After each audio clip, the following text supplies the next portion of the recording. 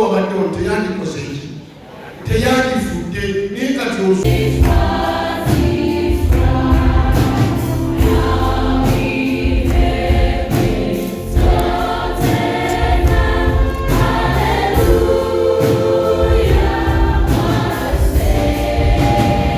pray with us our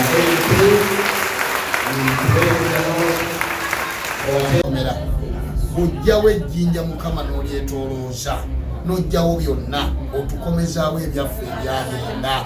Komyawo tayimu ye gy'afiiriddwa akole n'okusinga abo abatabadde munda, omuddize byonna, omukubisizeemu byonna, era omuwe omukisa mu linnya lya Kitaffe n'Omwana n'Omwoyo Omutukuvu.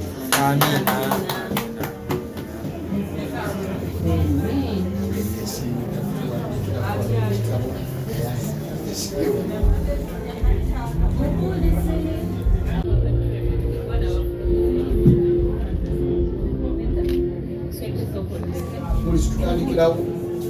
So maliriza abakazi tutandika.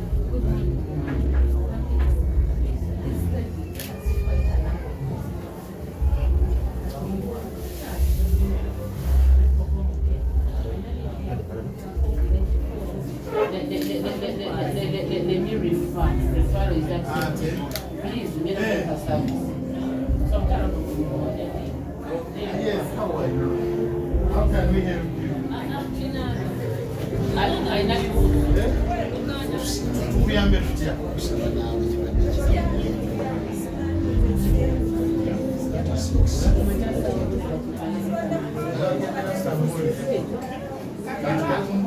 Thank you so much.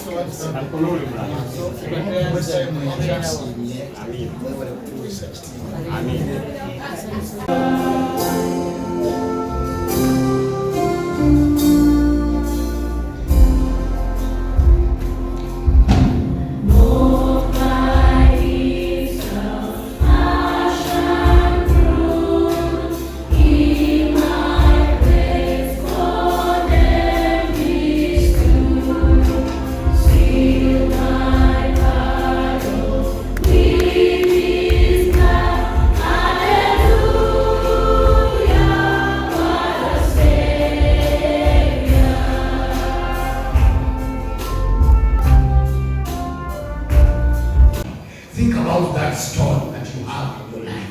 Think about that stone. He's saying, take away that stone. When it was him in John and Luke 24 and John 20, as we started, we said, the disciples and the women who came found when the stone had been rolled away. Now Jesus himself is saying, take away that stone. Which means he has the power to take away the stone from our lives. And the meaning of taking away the stone, reversing what you had lost. Now, Master and sister in him who was dead said to him, Lord, by this time there is a strain, for he has been dead for 4 days. So that strain means something which maybe is having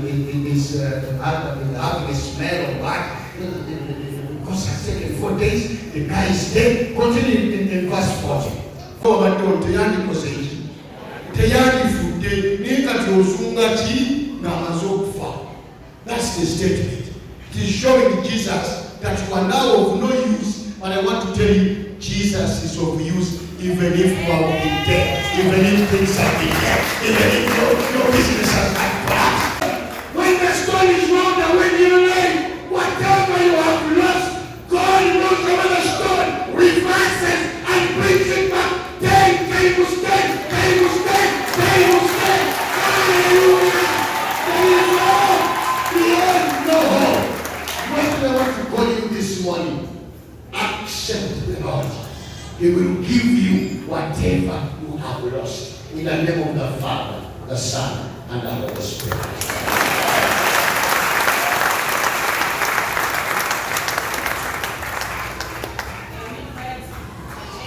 Nakomera yaventuddeko naye kyamukisa nnyo nsobodde okuseekuleetinga amazaalibwa g'omwana wa Katonda Yesu Kristo nammwe olwaleero ate nga tosunze yange. Bannange nsooka okubeebaza nti bali kunsabira bwe bankwata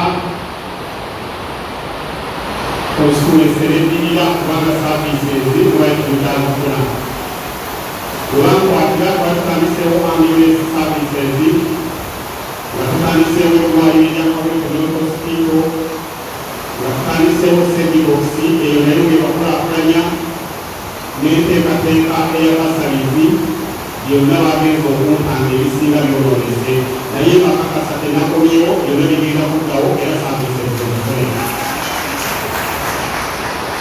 Tulina abantu baffe abaagala basalizi ofisi yaffe ebeerawo ganzigulawo ekyebando tubaba basalizi okutandikira ku kiwalo paka ku businiya kisi era ababazeetanze omuyambi wange Alice Webaluswa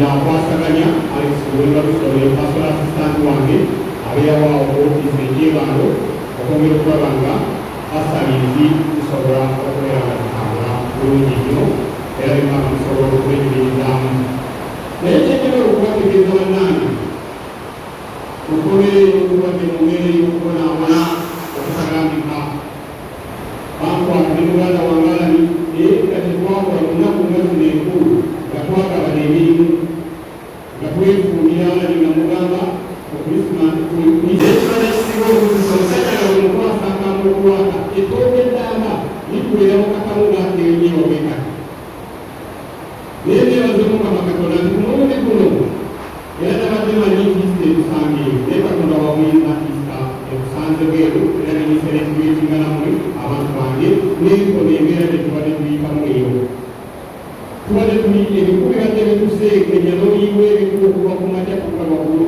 bannange kubeera si kintu kya kusaala era bwobanga oli wano ng'osaba nga netuseregetinga amazaalibwa g'omwana wa Katonda mbasaba nnyo tusabireko abantu baffe abali bakomera kubanga abantu bangi nnyo bali bwereere nga babakwata teberezaamu nange singa bankwata nga siriiko masirizo banga siriiko maanyi gamu olwaliro osagasigasibangayo neneebaza ekisa kya Katonda ekyansobozesezza okuva mu kukomera eba nasobola okuseregetinga amazaalibwa g'omwana wa Katonda gamu bannange neebaza okubeera nga muisimaani leero salidde mu kyakisatu naye abantu besinga okusanga nga baisimaani beewawala balayo bwe bali kuwambala maanyi g'emira bwe balejo bwe bagendera Ssaabasajja Kabaka wa Buganda awagaana